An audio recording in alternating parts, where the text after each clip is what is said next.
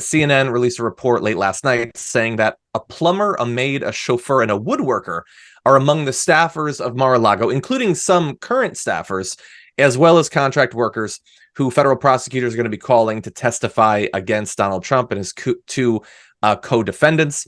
Other likely witnesses include Trump's Secret Service agents, former intelligence officials, as well as people who were in the room during that infamous call where he produced the bomb Iran plans. Currently, the trial is set to begin in Florida in May. That is before the election.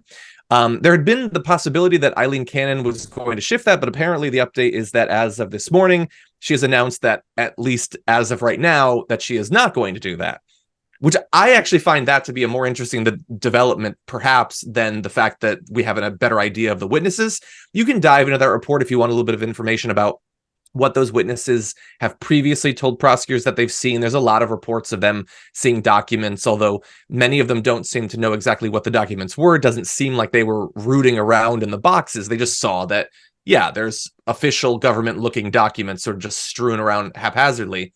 But the idea that Aileen Cannon, a judge who has previously shown an incredible willingness or desire to help out Donald Trump in whatever way she can, if she's not going to manipulate the timing of this, that's more consequential than maybe any other decision that she's made.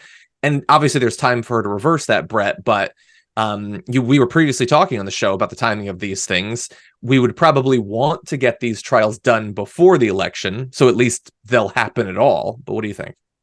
Well, a lot of the public sentiment around political figures has to do with what's in the news cycle at the time, not whether those elements of the news cycle have been resolved. Like, if I'm Donald Trump and I feel like I'm innocent, I want those trials to be wrapped up before we go to vote. But if they're just starting, they're in the ether. They're out there and people are thinking about it and they're like, ugh.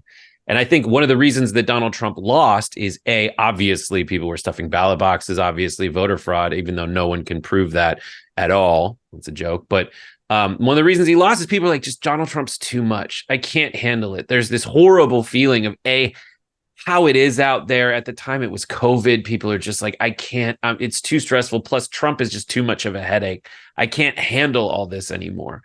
Right now, Biden gets that, like, it just feels horrible out there, negativity on his polling numbers, but Trump is still the one where people are like, I can't handle the guy.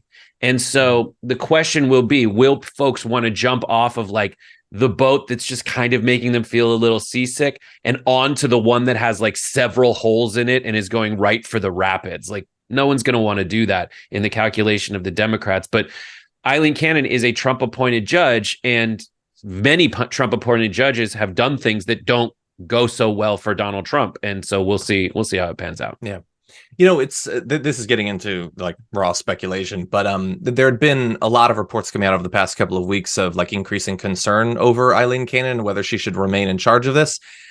Is it possible that this is a sort of strategic thing of, rejecting, at least for now, the possibility of changing the timeline to reassure critics that she can be considered a responsible judge in this case?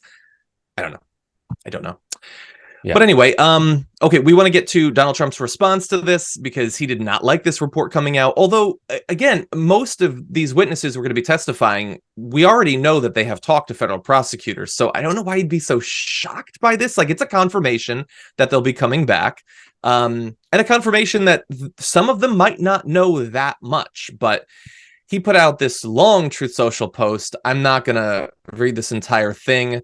There's little tidbits that I find interesting. I mean, he talks about how the boxes were openly and plainly brought from the White House, as is my right under the Presidential Records Act. He really thinks that if he just keeps claiming that, something that has never been true, then I guess he doesn't have to have a trial.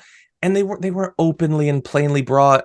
You avoided for like a year and a half turning them back over. And after you turned some of them over, you hid others. There's nothing open or plain about that except perhaps the law breaking. But anyway, he says he even supplied, upon request, security tapes to these election interfering thugs. He was required to turn over the tapes. Like, this is not charity, buddy. This is not like you being a mensch or something. Like, you had to turn over those tapes. He wants credit for not breaking more laws than he already had. 100%. And then he goes into, of course, forget all that stuff. Biden had documents on his garage floor by his cherished Corvette. I love that he at least respects the connection, the relationship between a man and his cherished sports car, or Chinatown, where it was just learned that boxes moved freely in and out. I don't know what that update is supposed to be a reference to. Probably nothing. And then blah, blah, blah. He's very angry about all this. So look, it's a lot of bluster. It's a lot of defenses that are not defenses that we've heard before. But coming out of this, I mean, we can't ignore the fact that there's a lot of people that can attest to the documents being there. I don't know why that matters so much, because we know that the documents were there, but there's a lot of potential what he might see as people who should have been loyal to him, who are willing now to work with prosecutors. So it's not great for him. Any other thoughts, Brett? I just love it. A plumber, a maid, a woodworker, a chauffeur, a priest, a rabbi walk into a Mar. And it's just a complete setup for a joke, because America is such a joke right now.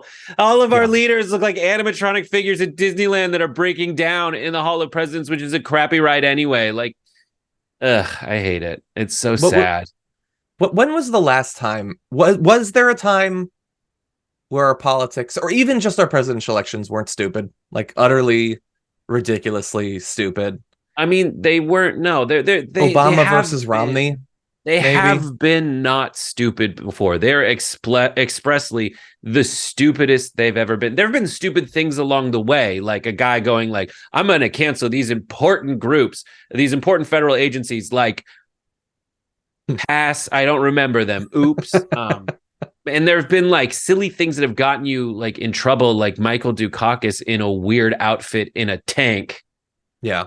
And they've been mean. They've been like wildly tricky and horrible and mean. Stupid things have sunk presidential candidates, like Nixon not shaving before a debate and looking sweaty. But they've never been this expressly stupid. I don't remember anything quite on the level of, I took a bunch of boxes and put them by my toilet, and in those boxes are laser secrets. Like, horrible. Just relentlessly dumb.